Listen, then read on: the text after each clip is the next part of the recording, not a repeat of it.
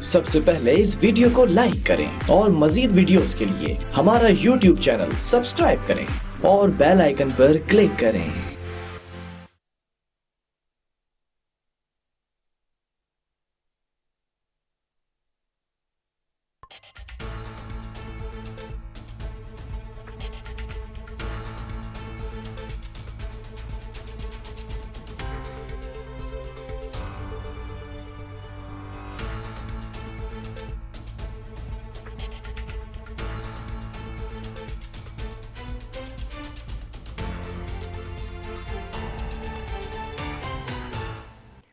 अस्सलामुअलैकुम। Programme Karachi today के साथ मैं हूं आपका मेज़बान मुताहिर जलीस खान। नाज़रीन, आज बात करेंगे कुछ हुकूक के हवाले से जो ज़ब्त किए जा रहे हैं, गस्ब किए जा रहे हैं, ख़त्म किए जा रहे हैं या उन पर कब्ज़ा किया जा रहा है। कितने अल्फाज ऐसे हैं जो कि इस्तेमाल किए जा सकते हैं मगर काम एक ही हो रहा है। वो इस तरह का हो रहा है कि जो नौकरियां यहाँ पर मौजूद हैं उन पर दूसरे सूबों से आके यहाँ पर लोग बैठ रहे हैं और बाकायदा तौर पर एक कानूनी प्रोसीजर के तहत, वो कानूनी प्रोसीजर हो किस तरह रहा है, क्या कानूनी तकाजे पूरे हो रहे हैं या गैर कानूनी तरीके से वो तमाम लोग आकर बैठ रहे हैं। मैं बात कर रहा हूं डोमिसाइल और पीआरसी के हवाले से।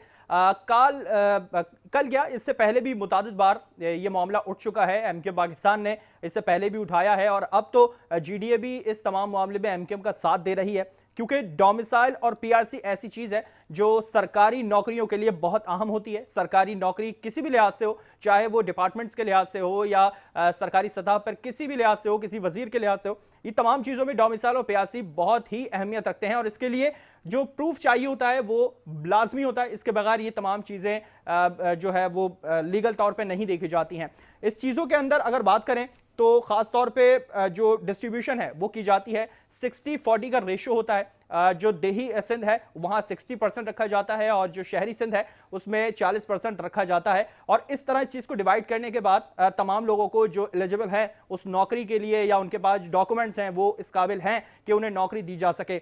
मगर जो सूरत हाल अभी मौजूदा दिखाई दे रही है उसमें टोटल जो चीजें हैं वो देही सिंध के पास जा रही हैं और शहरी सिंध में जो नौजवान तबका है वो बेचारा इस नौकरियों से महरूम होता हुआ दिखाई दे रहा है। सिर्फ डोमिसाइल और पीआरसी के तौर पे कहा जा रहा है कि आपका डोमिसाइल और पीआरसी इस नौकरी के लिए एलिजिबल नहीं है, क्योंकि जो नौकरी है वो सिंध के लिए है, पंजाब के लिए है। इस तरह की बहुत सारी चीजें हैं। मेरे पास कुछ एड्स भी मौजूद हैं जो इश्तिहारात शाया किए जाते हैं अखबार में, केपीडी के हवाले से है। इसके अंदर भी मुतादिद ऐसी पोस्ट हैं, लेकिन जो शहरी सिंध है उसमें कोई नुमाइंदगी नहीं देखी जा रही है, किसी को उसमें नहीं रखा जा रहा। सिर्फ सिंध, पंजाब और इन चीजों में डिस्ट्रीब्यूट किया जा रहा है। हो क्या रहा है, सिंध हुकूमत इस पे क्या काम कर रही थी, एक कमीशन तश्कील दिया जा रहा था और उस पर कहा गया था कि कमेटी बनाई जाएगी और वो इस चीज की तहकीक करेगी। मगर एमक्यूएम पाकिस्तान ने कल एक प्रेस कॉन्फ्रेंस की और आज सिंध असेंबली में एक करारदाद पेश की है जिसमें उन्होंने वाज़ेह तौर पे कहा है कि 1973 का जो सिविल सर्वेंट एक्ट है उसके तहत तमाम जो चीज़ें हैं उस पर तहकीकात की जाए साफ और शफाफ तरीके से और उसके हवाले से फिर फैसला किया जाए कि कौन गलत है और कौन सही है और इसमें जो मुलव्विस अनासर इनके खिलाफ फौरी तौर पर कार्रवाई भी की जाए। अब सिंध हुकूमत इस पे करेगी क्या, करने क्या जा रही है, इसी हवाले से मजीद बात करेंगे। हमने स्टूडियो में दावत दी है, पीपल्स पार्टी से ताल्लुक है, राणा साहब हैं। बहुत शुक्रिया राणा साहब, अपने प्रोग्राम के लिए वक्त निकाला। मेरा इंट्रो तो आपने यकीनी तौर पे देख ही लिया है, सुन लिया है। मैंने कितनी चीज़ें इसके अंदर अभी बताई हैं और कितनी चीज़ें अभी बताना बाकी रह गई हैं। मैं सबसे पहले आपसे ये जानना चाहूँगा, जो डिस्ट्रीब्यूशन है 60-40 का और जो 40% है वो शहरी सिंध के लिए है, 60% है देही सिंध के लिए है, क्या ये पूरी तरह से डिस्ट्रीब्यूट हो रहा है? बिस्मिल्लाहिर्रहमानिर्रहीम। शुक्रिया मुताहिर भाई जी। सबसे पहले तो आज हमारे एक सियासी रफ़ीक, बिलावल भुट्टो ज़रदारी के सियासी रफ़ीक मुर्तज़ा बलोच साहब का इंतकाल हो गया है जी। तो उनके लिए मैं कौम से दुआ कहूँगा, गुजारिश करूँगा कि उनके लिए दुआ की जाए, उनकी मग़फ़िरत के लिए। अल्लाह ताला बिल्कुल, आमीन। आपने बहुत अच्छा टॉपिक रखा है भाई और आपके चैनल का शुक्रिया कि आपने इस चीज़ को मद्देनज़र रखा और एमक्यूएम को, क्योंकि बल्दियाती इलेक्शन आ गए हैं तो बहुत सारे इश्यूज नज़र आएंगे। बिल्कुल बिल्कुल, क्योंकि आवाम को ज़ाहिर गुमराह करना है एमक्यूएम को, तो वो लाजमी बात है, वो इन मौक़ों को तलाश करती हैं। मैं गुजारिश करूँगा आपसे कि जी देखिए, ये जो बात उन्होंने उठाई है, पीपल्स पार्टी ने कभी भी अपने दौरे इख्तदार में ऐसा काम कोई नहीं किया जिसमें लासानियत और फिरकावारियत पैदा हो, क्योंकि हम एक नेशनल जमात हैं और हमें कोई ऐसा काम हमारी पार्टी का मंशूर भी इजाज़त नहीं देता और हम ऐसा करते भी नहीं हैं। जब ये तहकीकात होनी चाहिए तो 1996 में जब नवाज शरीफ के साथ MQM इक़्तिदार में थी तो उन्होंने जो भर्तियां की हैं, फिर उसके बाद 2002 से लेके 2008 तक MQM इक़्तिदार में थी। मैं 2008 से ही अगर बात करूं, 2008 से 2012 तक की सूरत हाल है। 2002 से 2002 से 2002 से आवाज जो उठाई MQM ने 2008 से उठाई है। सर सुने ना, बिल्कुल। फिर उसके बाद MQM फिर पीपुल्स पार्टी के साथ इक़्तिदार में आई, तो क्या MQM को इतने तवील अरसे में एक भारी मेजॉरिटी भी MQM के पास रही, तो क्या MQM को यह ख्याल नहीं आया कि एक ज्यादती हो रही है और इसको दुरुस्त किया जाए? क्यों नहीं आया? क्या वजूहत थी? आज फिर ये कहते हैं कि 2008 के बाद जो जाली भर्तियां हुई, देखिए जनाब, वो तमाम रिकॉर्ड भर्ती का नेब के पास है, उसकी तहकीकात नेब कर रही है। और तीसरी बात मैं बताता चलूं कि 2008 के बाद जब पीपुल्स पार्टी बरसर इक़्तिदार आई तो उन्होंने सिंध असेंबली के अंदर एक बिल पास कराया कि यहाँ पर सिंध का रहने वाला ही नौकरी ले सकेगा और तालीम हासिल कर सकेगा, दूसरे सूबे का कोई भी शख्स जो है वो नौकरी या यहाँ पर उसका कोटा हासिल नहीं कर सकता। लेकिन हुई है इत्तलात तो ऐसी भी पहुंची हैं कि पंजाब से भी लोग आए हैं और आगे उन्होंने यहाँ पे नौकरियां ली हैं। अब मैं अगर डोमिसाइल की बात करूं तो डोमिसाइल के लिए बहुत सारी चीजें ऐसी हैं जो कि आपके रेजिडेंशियल प्रूफ होते हैं, जो PRC होता है आपका, इसके साथ साथ आपकी और भी बहुत सारी चीजें होती हैं, एजुकेशनल सर्टिफिकेट, उसके बगैर कैसे डोमिसाइल बन जाता है। और मैं इसी पे आपसे भी बात करूंगा, जो सूरत-ए-हाल है, अगर आपने जिस तरह से बताया कि 2002 से सूरत-ए-हाल खड़ी हुई, 2008 में सिंध हुकूमत के साथ रही MQM, अब ख्याल क्यों आया? इसी भी बात करते हैं। हमारे साथ टेलीफोन लाइन पे हमें ज्वाइन किया है महफूज यार खान है, MQM के उनसे ताल्लुक है, MK पाकिस्तान से साबिक MNA है। महफूज साहब, बहुत शुक्रिया आपका, आपने वक्त निकाला प्रोग्राम के लिए। क्या कहेंगे, जिस तरह से डोमिसाइल PRC का इशू यकीनी तौर पे बहुत पहले से खड़ा हो चुका है, मगर जो 2008 से 2012 का जो टाइम पीरियड था उसमें MQM को याद नहीं आया और अचानक से ये मामला अब खड़ा हुआ है, क्या देखा है आपने? देर आए दुरुस्त आए। जब बड़ी देर से नहीं आए सर, जब किसी चीज की शिद्दत का इजहार होता है, रिकॉर्ड तो हमें अब हमारे हाथ आया है ना।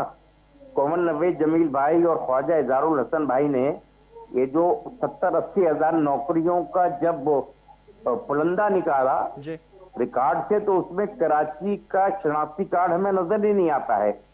तो इसलिए कल ये प्रेस कॉन्फ्रेंस की थी कि डिस्ट्रिक्ट वाइज जो मुलाजमतें हैं वो हमारे आइन में लिखा है कि 1 से 15 ग्रेड की जो मुलाजमतें हैं वो उसी डिस्ट्रिक्ट के लोगों को दी जाएंगी। महफूज साहब, आपने एक बात बोली है कि अभी पुलंदा सामने आया। महफूज साहब, मैं इस चीज को कंटिन्यू रखूंगा। पहले मेरी बात को बेटा खत्म हो जाने दो। चलिए ठीक है, आप बताइए, फिर मैं इसको कंटिन्यू करूंगा। उसके बाद आप 50 सवाल मुझसे पूछिएगा। जी। 1 से 15 की मुलाजमत तो उसी डिस्ट्रिक्ट वाले को मिलेगी जिस डिस्ट्रिक्ट का उसका डोमिसाइल है। उस डिस्ट्रिक्ट में वो सिंधी हो, पंजाबी हो, पठान हो, मुहाजिर हो, काठवाड़ी हो, बंगलोर का रहने वाला, अगर उसका उस डिस्ट्रिक्ट का डोमिसाइल है तो उसको वहां नौकरी मिलेगी। और 16 ग्रेड से आगे की जो नौकरी है वो पब्लिक सर्विस कमीशन के तहत 40 और 60 के डिफरेंस से मिलेगी। 60% हिंदी स्पीकिंग और 40% उर्दू स्पीकिंग लोग होंगे। अब जो पब्लिक सर्विस कमीशन है वो बिल्कुल एक ऐसा घरेलू सिस्टम है कि एक एक घर के 5-5 आदमी इस पब्लिक सर्विस कमीशन ने लिए हैं। पूरी फैमिली को पास करा दिया है। तो ऐसा नहीं हो सकता कि एक एक घर में 4-4, 5-5 लोग इंटेलिजेंट ना हो, एलिजिबल नहीं हो? ऐसा तो पॉसिबल नहीं है भाई। एक बात तो समझ लो, एलिजिबल सिर्फ उसी घर में है जो पब्लिक सर्विस कमीशन का मेंबर है जी। किसी लालू खेत का भी तो कोई आदमी एलिजिबल होगा, नाज़ाबाद का भी तो कोई होगा। देखिए, मैंने लिटरल एंट्री में जुल्फिकार अली भुट्टो के जमाने में 74 में CSS का इम्तिहान क्लियर किया था। सही। और मैं 35 असिस्टेंट कमिश्नरों में से 12 नंबर पर था। मुमताज भुट्टो उस वक्त गवर्नर थे। उन्होंने मुझे बुला के कहा कि पीपुल्स स्टूडेंट फेडरेशन ज्वाइन कर लो, तुम्हारी पोस्टिंग कर दूंगा। मैंने नहीं ज्वाइन की, मेरी पोस्टिंग नहीं हुई। फिर मैं इसी तरह आपसे एक सवाल और करूंगा। आपने अभी इस तरह जिस तरह बोला कि अब हमारे हाथ में पुलंदा आया है इन तमाम करप्शन का, तो ये पुलंदा तो 2019 में भी आया था, 13 जून को सिंध हाईकोर्ट में समाअत हुई थी और उस वक्त भी ख्वाजा इज़हारुल हसन साहब पहुंचे थे और उन्होंने वाज़ेह तौर पे कहा था कि हम कमेटी को नहीं मानते, और कमेटी की बात अभी दोबारा की गई है, कमेटी को नहीं मानते। तो ये अगर पुलंदा पहले से हाथ में था तो अब जाके इतना बड़ा इशू उठा और सिंध हुकूमत के खिलाफ इतनी बड़ी बात अब हुई है। मेरी समझ लें, हमने इस इशू को पहले कोर्ट में गए हैं ख्वाजा इज़हारुल हसन भाई जी, राब्ता कमेटी के हिदायत पर जी, और अब कल प्रेस कॉन्फ्रेंस भी राब्ता कमेटी की हिदायत पे की ताकि ये जो मसला जो है आम लोगों तक हो। ये तो हम अपने सिंधी भाइयों की भी तो हिमायत कर रहे हैं ताकि लाड़काना के लोगों को लाड़काना में नौकरी मिले, वहां से भर्ती करके कराची ना शिफ्ट किए जाए, दादू वालों को दादू में नौकरी मिले, कराची के डिस्ट्रिक्टों में कराची वालों को नौकरी मिले। ठीक है महफूज साहब, मेरे साथ स्टूडियो में राणा गुलजार साहब है, पाकिस्तान पीपल्स पार्टी से उनका ताल्लुक, उनसे जान लेते हैं। राणा साहब, क्या वाकई ऐसा है जाली डोमिसाइल का केस वाकई जो फैक्ट रखता है, असलियत है उसकी कुछ, या जिस तरह से एमक्यूएम वाज़ेह तौर पे कह रही है कि जो चीजें हैं लोग आते हैं या उनसे वहां से लाया जाता है, कराची में रख दिया जाता है, या जहां पे वो लोग रह रहे हैं वहीं पे उन्हें नौकरी दी जाए, क्या वाकई है ये चीजें? नहीं, ऐसी बात नहीं है। महफूज यार खान साहब एक बहुत सीनियर पॉलिटिशियन हैं और बड़े अच्छे इंसान हैं जो गुफ्तगू कर रहे हैं, तो मेरी समझ नहीं आ रही है किस सेंस में ये बात कर रहे हैं। ऐसी बात नहीं है। अगर ऐसा होता तो कराची के लोगों को देखें, 2012 तक पाकिस्तान पीपल्स पार्टी ने जब जॉब्स दी तो उसमें एमक्यूएम को भी हिस्सा दिया गया और एमक्यूएम के लोग भी उसमें अपॉइंट हुए।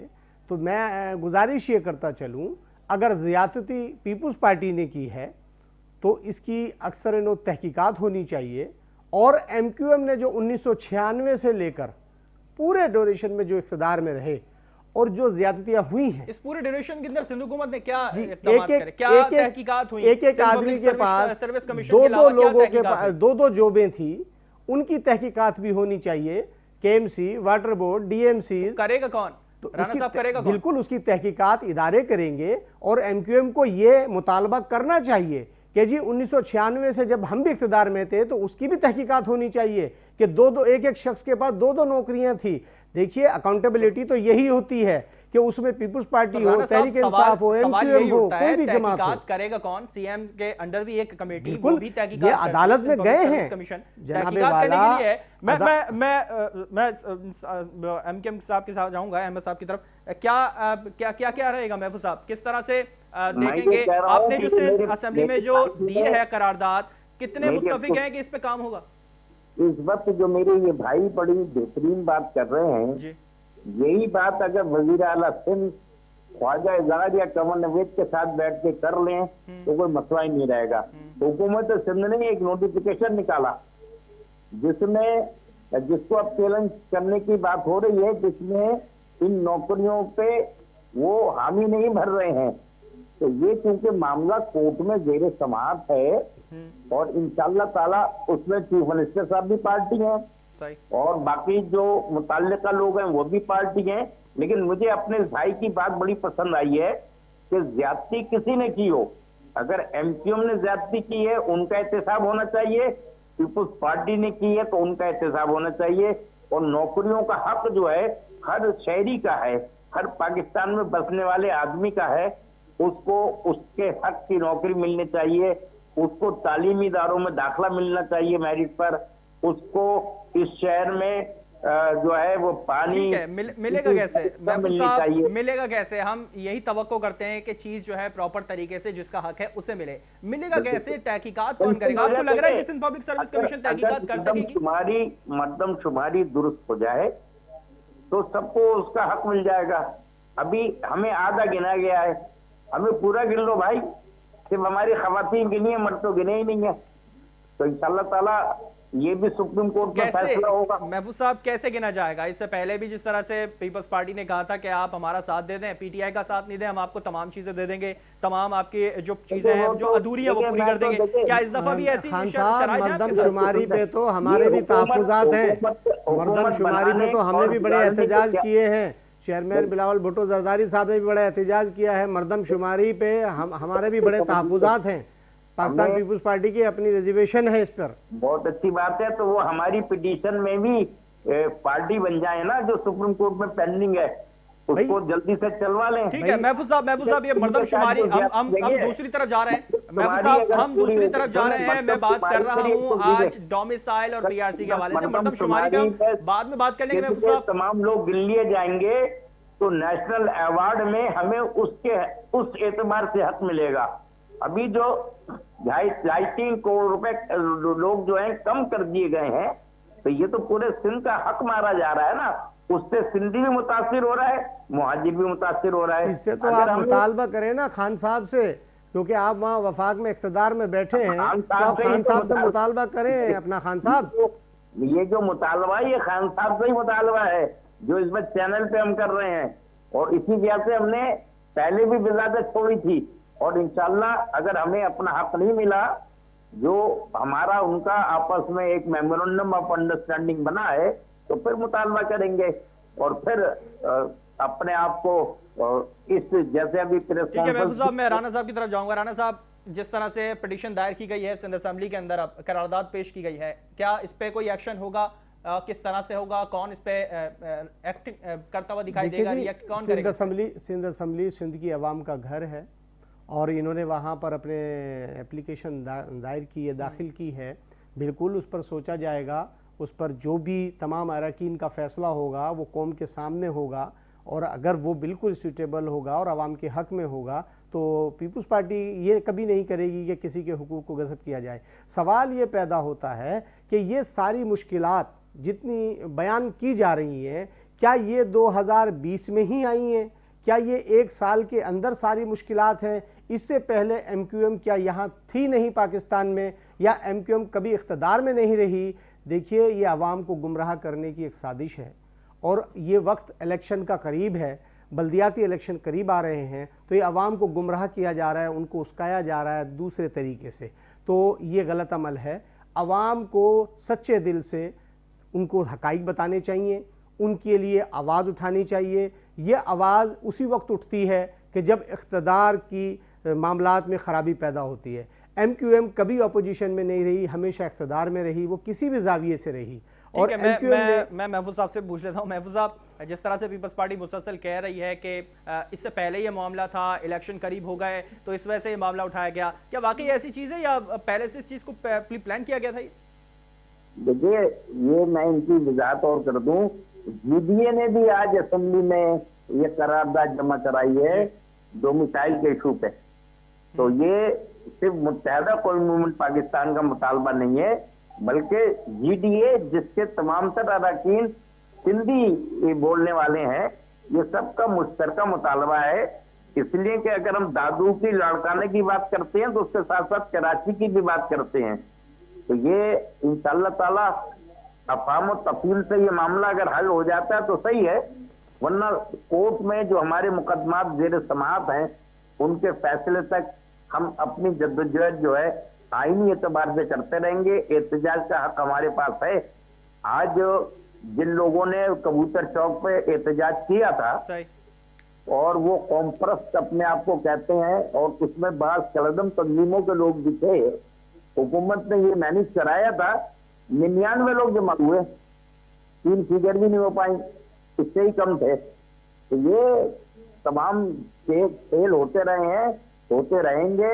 हमने तो जब से होश संभाला है, ठीक है, हमने जब से होश संभाला है। महफूज साहब, मसला किस चीज का, कहां से नजर आ रहा है आपको? इशू कौन क्रिएट करता है? जिस तरह से ख्वाजा साहब ने अपनी प्रेस कॉन्फ्रेंस में कहा, इसको सियासी रंग देने का या लसानी रंग देने की कोशिश की जा रही, कौन है बीच में फिर? तो अगर सिंध हुकूमत भी साथ है, MQM भी साथ है, तो अगर हमें लिसानी रंग देना होता तो हम कराची के पख्तूनों, बलोचों, सिंधियों, बलोचों और मारवाड़ियों और हरियाणा से आए हुए लोगों और जो भी लोग इस शहर में आबाद हैं, हम उनकी सबकी बात नहीं करते, हम सिर्फ मुहाजिर की बात करते। हमने मुत्तहदा कौमियत की बात की है। जो भी शख्स, इवन अगर डिस्ट्रिक्ट सेंट्रल में कोई सिंधी रहता है तो उसका भी उतना ही हक है जितना मेरा हक है। तो ये हम कोई तस्दीक की बात नहीं कर रहे हैं, हम कौम को जोड़ने की बात ठीक है, कर रहे कौम को जोड़ने की बात कर रहे हैं। राणा साहब मैं आपकी तरफ आऊंगा। आज जिस तरह से नुसरत सहर अब्बासी साहबा ने भी कहा है, ये अब सिर्फ कराची का मसला नहीं बल्कि सिंध का मसला बन चुका है। जो तमाम मसले हैं वो सिंध में से भी आ रहे हैं, कराची में से भी आ रहे हैं, इसको हल करना बहुत जरूरी है। कौन हल करेगा, किस तरह से हल होगा? सीएम साहब इस पे कोई एक्शन ले रहे हैं? देखिए, जहां तक जीडीए का ताल्लुक है, जीडीए एक ऐसी उसकी वो है कि जैसे खसियानी बिल्ली खंबा नोचे। देखिए, जीडीए को वहां की आवाम ने मुस्तरद कर दिया है और वो अवाम के मुस्तरद करदा लोग हैं। वो हीले बहाने एमक्यूएम के साथ या दूसरी पार्टियों के साथ, पीटीआई के साथ मिलकर साजिशें करते रहते हैं। तो मैं गुजारिश ये करता चलूं, ये साजिशें कामयाब नहीं होंगी। बिल्कुल हमसे कोताहियां हुई होंगी, हम ये नहीं कहते कि हमने 100% काम दुरुस्त किए होंगे, लेकिन नहीं, इनके एहतजाज को हम पॉजिटिव नहीं लेकर जाएंगे, नेगेटिव लेके जाएंगे। जो हमारी गलतियां होंगी हम उनको सुधारेंगे, ये करारदाद तो पॉजिटिव रखेंगे ना, और उनको कोशिश करेंगे कि अच्छाई के अमल को, जो इनकी अच्छी चीजें हैं उनको शामिल किया जाए और उनके जो रिजर्वेशन है उनको दूर किया जाए। ये हुकूमत सिंध की कोशिश होगी, ऐसी कोई बात नहीं है। ये अपोजिशन में है, हमारे भाई हैं और हम अपोजिशन को साथ लेकर चलना चाहते हैं। पीपुल्स पार्टी ने कभी भी जबर की सियासत नहीं की, पीपुल्स पार्टी ने कभी जबर की सियासत नहीं करी, सबको साथ लेकर चलने की कोशिश की है। आज एमके पाकिस्तान ने करारदाद पेश की है असेंबली में, जाली डोमिसाइल के हवाले से इस पर तहकीकात का मुतालबा किया है और जिस तरह से कहा है कि इसमें जो भी मुलविस है सो फौरी तौर पर करार वाकई सजा दी जाए, आवाम के सामने लाया जाए और इस पर वाकई कानूनी तौर से तमाम चीज़ों पर अमल दरामद कराया जा सके। महफूज यार साहब, आपका बहुत शुक्रिया, आपने ज्वाइन किया। राना गुलजार साहब, आपका बहुत शुक्रिया, आपने स्टूडियो में ज्वाइन किया। जो सूरत हाल है उस पर किस तरह से रिएक्ट किया जा रहा है या सिंध हुकूमत किस तरह से रिएक्ट करेगी, और जिस तरह से सिंध हुकूमत के हवाले से जो बातें सामने आ रही थी कि सिंध हुकूमत जाली डोमिसाइल पे काम कर रही है, उसके खिलाफ सिंध हुकूमत क्या इक़दाम उठाएगी और एमक्यूएम की जो करारदाद पेश की गई है उस पर क्या एक्शन लिया जाता है, ये आने वाला वक्त बताएगा। प्रोग्राम में वक्त हुआ एक ब्रेक का, हमारे साथ रहेगा।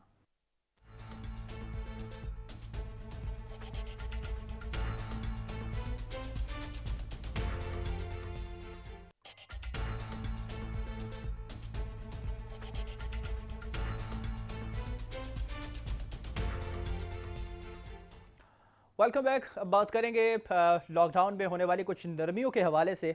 क्या उन नरमी के अंदर वाज़े तौर पर तमाम चीज़ों को अहकाम दिए जाएंगे कि वो SOPs के तहत और जो तमाम चीज़ें हैं एहतियाती तदबीर उनको अपनाते हुए उन तमाम चीज़ों में नरमी की जा सकेगी। ऐसे ही एक बात थी तालीम के हवाले से। महकमा तालीम से सईद गनी साहब ने वाज़े तौर पे कहा था कि मैं स्कूल्स खोलने के हवाले से अभी मुशावरत करूंगा, अभी करी नहीं है, मगर अगर खोलने की बात भी की गई स्कूल्स को तो वो सबसे आखिरी ऑप्शन होगा तमाम चीज़ें खोलने के बाद। जैसे ट्रांसपोर्ट को खोलने की इजाज़त दे दी है, कल से वो भी चलना शुरू हो जाएंगी और गरीब की सवारी। इसी तरह महकमा तालीम ने यह फैसला किया है कि हम स्कूल्स को तो बाकायदा तौर पर ऑपरेशनल नहीं कर रहे हैं, बल्कि दफ्तरी जो उमूर है उनको अंजाम दिया जा सकता है। इसके साथ साथ अब उन्होंने कहा है कि हम ऑनलाइन तालीम दे सकते हैं, मगर उसमें भी एहतियात लाजमी है और जिस तरह से सेशन है वो शुरू किए जाएंगे, तमाम तालीमी निज़ाम को अच्छे तरीके से अच्छे अंदाज में चलाया जा सकेगा और तमाम जो सरकारी और निजी तालीमी इदारे हैं वो तदरीसी अमल को नहीं कर सकेंगे, सिर्फ ऑनलाइन एजुकेशन फराहम कर सकते हैं। इसके साथ साथ बैरिस्टर मुर्तज़ा वहाब थे, उन्होंने भी इस बात पे कहा कि जो कोरोना वायरस के केसेस हैं वो बढ़ रहे हैं, बच्चे भी इससे मुतासर हो रहे हैं और उनको भी कंट्रोल करने के लिए हम कोशिश कर रहे हैं। क्या SOPs रखी जाएंगी और किस तरह से ऑनलाइन सेशन होगा, इसी हवाले से मजीद जानते हैं। हमारे साथ मौजूद हैं शरफुज़्ज़मा साहब, हैं पस्मा प्राइवेट स्कूल एसोसिएशन की चेयरमैन हैं, उनसे मजीद बात करते हैं। शरफुज़्ज़मा साहब, बहुत शुक्रिया आपने वक्त निकाला प्रोग्राम के लिए। क्या कहेंगे जिस तरह से अभी वज़ीर तालीम साहब ने बाकायदा तौर पे कहा है कि हम ऑनलाइन जो एजुकेशन है वो फराहम कर सकते हैं, ऑपरेशनल नहीं किया जाएगा पूरे प्रोसेस को, किस तरह से देख रहे हैं? बिस्मिल्लाहिर्रहमानिर्रहीम। देखिए, मैं private schools management association Sindh और all Pakistan private school federation Sindh और association of private institution Sindh, ये तीन बड़ी यूनियन है, तंजीम है, जिसके मार्फत से अभी आपसे गुफ्तगू कर रहा हूँ। बात दरअसल ये है कि आपने बात की ऑनलाइन के हवाले से, बाकी बातें तो आप सवाल करते रहेंगे, मैं जवाब दूंगा। आप मुझे ये बताइए कि ऑनलाइन एजुकेशन सिस्टम पाकिस्तान में किस तरह मुतारुफ कराया जा सकता है। हम शहर कराची में रहते हैं, उसके बावजूद 6 से 7 घंटे 8 घंटे की लोड शेडिंग होती है। कोई टाइम टेबल बनाया नहीं जाता है। प्लस ये कि नेट जो है वो इतना स्लो है। अब आप मुझे ये बताइए कि ठीक है जी, माना मैंने कि आप कह रहे होंगे कि जी प्राइवेट स्कूल वाले ऐसा कर लें वैसा कर लें। मुझे ये बताइए गवर्नमेंट स्कूल के बच्चों का क्या कसूर है? क्या कसूर है उनका? उनको आप किस तरह करेंगे? आप लोगों ने तो तालीमी इदारे पे तवज्जो ही नहीं दी। आपके यहाँ तो सूबा सिंध में जो हालात है तालीमी सेक्टर का, वो पूरे पाकिस्तान से अलग तो नहीं है। वैसा ही आपके पास भी है, वैसा ही पाकिस्तान में भी है। भाई यहाँ छत नहीं, दीवार नहीं, पीने का पानी नहीं, गर्ल्स स्कूल में टॉयलेट नहीं। आप खुद अंदाजा करें कि कितना बड़ा फुकदान है। इन बातों को हम करते हैं तो हमें खुद शर्मिंदगी होती है कि क्या हमारे यहाँ मिनिस्ट्री ऑफ एजुकेशन को इन बातों का इल्म नहीं है कि जहाँ पे इतने फुकदान है कि वहाँ पे आप किस तरीके से ऑनलाइन सिस्टम के तहत तालीम देंगे? ये तो हो ही नहीं सकता, नामुमकिन सी बात है। हाँ, जो अमीर तरीन जो स्कूल्स हैं, जो बड़े स्कूल्स हैं, वो अपना कोई सिस्टम ऐसा अगर बना लें तो उसकी बात अलग है। लेकिन मुझे ये बताइए, 2 लाख स्कूल है पाकिस्तान के अंदर प्राइवेट सेक्टर में। 2 लाख में से 60% स्कूल्स तो वो हैं जिनकी फीस 1500 से नीचे है। इतनी कम फीस में तो आप गवर्नमेंट स्कूल में भी नहीं पढ़ा सकते। चलिए, क्योंकि आपके अखराजात उसमें भी ज्यादा है। बातें समझ सकता हूँ, मैं समझ भी सकता हूँ और इसको बाकायदा तौर पे आवाम तक पहुंचा भी सकते हैं कि किस तरह से सरकारी स्कूल को ऑपरेशनल किया जाएगा। अभी तो ऐलान किया है मुराद अली शाह साहब ने भी इस पे कहा था कि हम ऑनलाइन सेशन को शुरू करेंगे। अब वजीर तालीम साहब ने इस बात पे ऐलान कर दिया, अब कुछ ना कुछ प्रोसेस वो शुरू करेंगे। मगर जो तशवीशनाक सूरत हाल है, मुर्तज़ा साहब ने कहा है कि 1140 बच्चे ऐसे हैं जो मुतासर हो चुके हैं। हम नहीं चाहते कि मजीद बच्चे मुतासर हों। तो ये SOPs किस तरह से हैंडल की जाएंगी, क्या प्रोसेस होगा इसका? अगर मैं प्राइवेट स्कूल की खाली बात करूं सर। जी इरफान भाई, आप देखें ये जो इतने बड़े पैमाने पे ये जो बीमारी वायरल हुई है, उसकी वजह भी यही है कि सूबाई सतह पे और वफाकी सतह पे हमने 4-4 घंटे के लिए मार्केट को खुलवाया और लोगों का जमा गफीर मार्केट के तरफ आ गया शॉपिंग करने के लिए। कोई SOPs को मद्देनजर नहीं रखा, हर चीज को रौन डाला गया। अगर हम सिर्फ इतना कर लेते हैं कि 24 आवर्स के लिए तमाम मार्केटें खोल देते तो यकीनन रश इतना नहीं होता और लोग बहुत इजी वे में आके शॉपिंग कर लेते हैं। खैर, अभी बात दरअसल ये है जो बच्चों के हवाले से बात की जा रही है इरफान भाई, हमारी अपनी कुछ मजबूरियां हैं। देखें, जब आपको मालूम है कि 15 लाख असातिज़ा हैं प्राइवेट सेक्टर में, वो हमसे ये पूछ रहे हैं कि हमें ये बताइए ये जो हमारे पास डिग्री है इसको हम क्या करें? आग लगा दें, चूल्हे में डाल दें, समुंदर में फेंक दें, हम क्या करें? हमारे बच्चे भूखे मर रहे हैं। वो तमाम चीजें तो अलग हैं, मैं उनकी बात ही नहीं कर रहा। वो तमाम चीजें अभी अलग हैं। मैं स्टार्टिंग पॉइंट दिया है वजीर तालीम साहब ने ऑनलाइन सेशंस का, वो किस तरह से प्रोसेस करेगा? क्या वो क्रेडिबिलिटी है उसकी तमाम चीजें होने की, ऑपरेशनल होने की, फंक्शनल होने की? इरफान भाई, अगर आप चाहते हैं कि मैं टू द पॉइंट बात कर दूं तो मैं ये बता दूं कि ये नाकाम हो जाएंगे, इसलिए कि ये हो नहीं सकता। चंद बड़े स्कूल जो है वो ऐसा कर लेंगे जिनकी फीसें 15,000 20,000 है। ये जो छोटे स्कूल वाले हैं बेचारे, ये तो कुछ भी नहीं कर सकते। और बात दरअसल ये कि हमारे यहाँ सिस्टम में बड़ा फुकदान है, इसको समझना पड़ेगा। हमारे यहाँ सिस्टम में बड़ा फुकदान है, हमने पहले से इसके ऊपर तवज्जो नहीं दिया। प्लस ये कि फरवरी से हमने स्कूल बंद कर दिया, सिवाय बातें करने के और हमने क्या किया? हमने कोई अमल ऐसा किया जो महीना बाद, 2 महीना बाद, 3 महीना बाद उस चीज को आगे बढ़ाया जाए? सिर्फ हम यही कहते रह गए कि आगे चलकर हम ऐसा करेंगे, ऐसा करेंगे। भाई, आपको फरवरी, मार्च, अप्रैल, मई, आपने क्यों नहीं अब तक इंतजामात पूरे कर लिए? आपने क्यों नहीं ऐसी चीजें अडॉप्ट किया जिसकी वजह से कोई लाएअमल तरतीब दिया जा सकता था? बच्चों की तालीम का हर्ज नहीं होता। हम नहीं चाहते कि बच्चों को हम बुलाएं स्कूल्स पे। आप क्या चाहते हैं और शरफुल अहमद साहब, क्या चाहते हैं आपके अगर पॉइंट ऑफ व्यू से देखा जाए तो सिंध हुकूमत को क्या करना चाहिए, किस तरह से देखिए, चीजों को प्रोसेस मेरा करना पॉइंट चाहिए? ऑफ व्यू तो सीधे सीधे ये है मेरे भाई जी कि ये जितने हमारे साथी कह रहे हैं स्कूल खोलने के लिए, उसकी मजबूरी है, इसलिए कि वो अपने असातिज़ा को सैलरी नहीं दे पा रहे हैं, मालिक मकान को रेंट नहीं दे पा रहे हैं, 400 के करीब स्कूल खाली हो गए हैं, बेशुमार ऐसे असातिज़ा जो है वो फुटपाथ पे आ गए हैं। ये ना तो भीख मांग सकते हैं, ना ये सफेद पोश लोग हैं, ना खैरात ले सकते हैं, ना ज़कात ले सकते हैं। हमने इनसे सिर्फ इतनी रिक्वेस्ट की कि खुदारा अल्लाह के वास्ते आप इतना कर लें कि आप सिर्फ इन्हें बिला सूद कर्ज दें, उन स्कूलों को बिला सूद कर्ज दें, ताकि हम असातिज़ा और मालिक मकान के पैसा उनको भेजते रहें, ताकि उनके घर पे हंडियां चढ़ती रहे। हमारा मकसद असल ये है। लेकिन आप ना तो स्कूल खोलने दे रहे हैं, ना आप वो मसला हल कर रहे हैं। लेकिन जो वाज़ेह तौर पे गवर्नमेंट ने कहा है कि आप फीस ले सकते हैं, आप फीस 20% काट के फीस ले सकते गवर्नमेंट हैं, ने तो या आज लोन जो ले ऐलान सकते हैं, किया आप सिंध लोन लेके गवर्नमेंट की तरफ से, तमाम वो चीजें पूरी कर अनाउंसमेंट सकते यही है हैं। कि वो नहीं कर सकते, वो नहीं कर सकते। उन्होंने कह दिया कि हम इमदाद नहीं दे सकते, हम इनकी कोई मदद नहीं कर सकते। तो फिर छोड़ दो ना भाई। आपको किसने कहा था कि आप मदद कीजिए? हमें तो मालूम है हमारा वजीर तालीम जो है ले रहे हैं, और अगर ले रहे हैं, चले मैं अगर तमाम चीजें साइड पे रख दूं, अगर ऑनलाइन सेशन की शुरू की जाती है चीजें, तो उसको कैसे प्रोसेस करेंगे आप? और क्या अगर नहीं करते, आप नहीं करते, इस चीज को एक्सेप्ट नहीं करते, तो आपका अगला लाहेअमल क्या होगा फिर?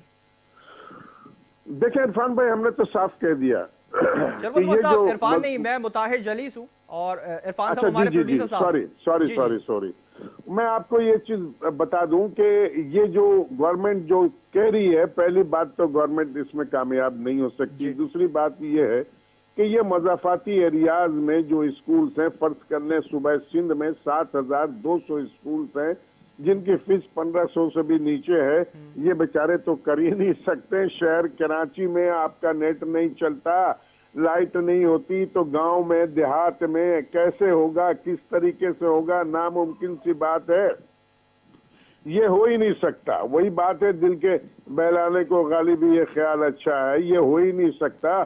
हमारे मिनिस्टर साहब ने कहा हम इनकी मदद नहीं कर सकते। हमने मिनिस्टर साहब से ये कहा है कि आप भी हमारी तरह ग्रास रूट वाले हैं, हमने आपसे मदद नहीं मांगी है। आप कम से कम वजीर आजम पाकिस्तान को लिखें, स्टेट बैंक को लिखें, वजीर आला सिंध को लिखें कि यार इनके साथ परेशानी है, इनका मामला हल करो, ताकि इनके असातिज़ा को तनख्वाह मिल जाए, बिल्डिंग का रेंट इनका निकल जाए, तो ये मसला हल हो जाएगा। डायरेक्ट अपील क्यों नहीं करते? जिस तरह फीसेस में बढ़ाने का या कटौतियों का मामला था, आप डायरेक्ट कोर्ट से जाके रुजू कर चुके हैं, इसी तरह अब इस मामले को भी अब डायरेक्ट रुजू क्यों नहीं कर सकते? देखिए, अब तो कोर्ट जाने की तैयारी हो गई है, इसलिए कि अब इन्होंने अगस्त तक का सिग्नल दे दिया है, तो अब तो कोर्ट जाने की तैयारी हो गई है। इंशाल्लाह बहुत जल्द कोर्ट जाएंगे, आप ये ऐलान भी सुन लीजिएगा।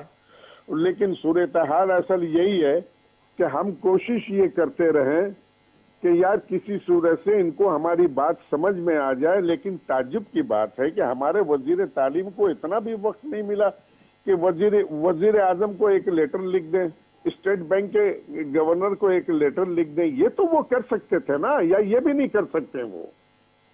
ठीक है, इस हवाले से आपने फिर बात करने की आगे कोशिश करी। अगर वजीर तालीम साहब आपकी बात नहीं सुन रहे तो सीएम साहब सुने आपसे आपकी बातें, गवर्नर साहब आपकी बात सुन सकें, आपने पहल करने की कहीं कोशिश करी जाने के लिए? हमने वजीर आजम पाकिस्तान को लेटर लिखा, उसको कोई 15 दिन हो गए, पूरी तफसील में लेटर लिखा वजीर आजम पाकिस्तान को। लेकिन ताज्जुब की बात है कि उनके पास टाइम कम है, वो हमारे उस लेटर का जवाब अभी तक हमें नहीं मिला। हमारे पास तो पूरी कॉपी उसकी मौजूद है, क्या कर सकते हैं बॉस भाई? अफसोस के हम यही उम्मीद करते हैं कि जो बच्चों का मुस्तकबिल है और उनकी जो एजुकेशन है वो पूरी तरीके से अच्छी हो सके। इस वक्त तालीम साहब ब्रदर मैं बता दूं आपको, इस वक्त स्कूल खोलने से ज्यादा असातिज़ा बचाओ तहरीक है। असातिज़ा बच गए तो स्कूल दोबारा खुल जाएंगे, परवाह नहीं। स्कूल को आग लगा दें, सील कर दें, बंद कर दें, असातिज़ा भी बचे और असातिज़ा के घर का चूल्हा भी जलता रहे और बच्चों को एजुकेशन भी मिलती रहे। और सिंध हुकूमत इस पे वाज़ेह तौर पर कोई फैसला करे तो ज्यादा बेहतर होगा, क्योंकि आने वाला मुस्तकबिल इन्हीं बच्चों के कंधों पर मुनसर है। इसी तरह शरफुल अहमद साहब ने वाज़ेह तौर पर बता दिया है कि अगस्त तक वो अब कोर्ट जाने का फैसला कर चुके हैं। उन्होंने ये बड़ी खबर सामने रख दी है कि हम अगस्त में कोर्ट का रुजू करेंगे, कोर्ट से रुजू करेंगे और वहां पर जाके कानूनी लड़ाई लड़ेंगे और अपना हक लेकर रहेंगे। जिस तरह से अब 15 दिन हो गए वजीर आज़म इमरान खान साहब को खत लिखे हुए और उस खत का उन्होंने अभी तक कोई जवाब नहीं दिया है। शायद हुकूमत इस पर संजीदा नहीं है। जिस तरह से शरफुल साहब ने कहा है कि हम अब अगस्त में कोर्ट जाने के अलावा हमारे पास कोई आखिरी रास्ता नहीं रह गया है। प्रोग्राम में वक्त हुआ हमारा ब्रेक का।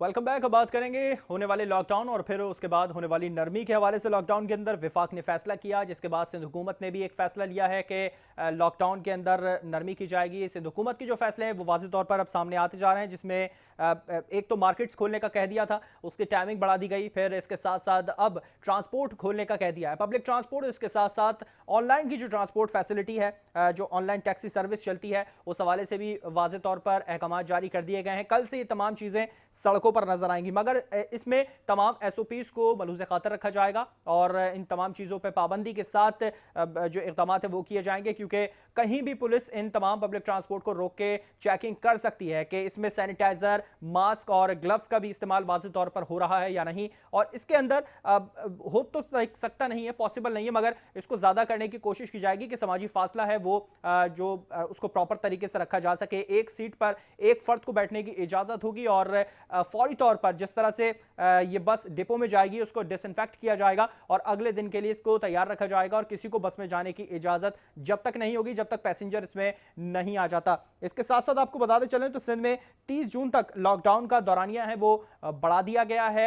जुम्मे तक ये तमाम चीज़ें चलेंगी, पीर से जुम्मे तक, और फिर हफ्ता इतवार सख्त लॉकडाउन होगा और किसी भी चीज़ को चलने की इजाज़त नहीं दी जाएगी, चाहे वो कारोबार हो या पब्लिक ट्रांसपोर्ट। इस हवाले से आपको बताएं तो वज़ीर ट्रांसपोर्ट उवैस कादिर शाह और ट्रांसपोर्टर्स के दरमियान मुज़ाकरात हुए थे, वो कामयाब हुए। कल होने वाले मुज़ाकरात और आज ये फैसला किया गया कि ट्रांसपोर्ट को चलने की इजाज़त दी जाएगी, जिसमें तमाम SOPs, समाजी फासला और तमाम चीज़ों को वाज़ेह तौर पर इक़दाम करके चलाया जा सकेगा। पैसेंजर्स को भी इस बात की तलकीन की जाएगी, जो उसमें मुसाफिर बैठ रहे हैं वो वाज़ेह तौर पर तमाम चीज़ों को अपने पास रखें। सैनिटाइज़र है, ग्लव्स है, मास्क है, इसके बगैर उन्हें बस में जाने की इजाज़त नहीं दी जाएगी। इसके साथ साथ कानून नाफिज करने वाले इदारे, उन्हें भी वाज़ेह तौर पर कह दिया गया है कि इन तमाम चीज़ों को देखा जाए, परखा जाए। अगर ये तमाम चीज़ें नहीं मिलती हैं, SOPs पर अमल नहीं होता है, तो फौरी तौर पर बस को और ड्राइवर के साथ साथ उस बस के मालिक को भी गिरफ्तार कर लिया जाए और उनके खिलाफ फौरी तौर पर कार्रवाई की जाए, क्योंकि सिंध हुकूमत के ये वाज़ेह अहकामात हैं। अब देखना यह है कि SOPs पर और तमाम इक़दामात को बरवक़ार लाते हुए तमाम चीज़ों को कंटिन्यू रखा जा सके। ट्रांसपोर्ट चलती है या नहीं चलती, या एक बार फिर से सिंध हुकूमत को तमाम खदशात को देखते हुए इन तमाम चीज़ों को दोबारा से बंद करने की नौबत नहीं आ जाए। इस हवाले से आपको आगाह करते रहेंगे कि किस तरह से इन तमाम चीज़ों पर SOPs को अमल दरामद किया जा रहा है और सिंध हुकूमत के जो अहकामात हैं उन पर पूरी तरह से ट्रांसपोर्ट अमल दरामद कर भी रही है या नहीं, ये अब आने वाला वक्त ही बताएगा। प्रोग्राम का वक्त खत्म हुआ है, मुझे और मेरी पूरी टीम को दीजिए इजाज़त। अल्लाह हाफ़िज़।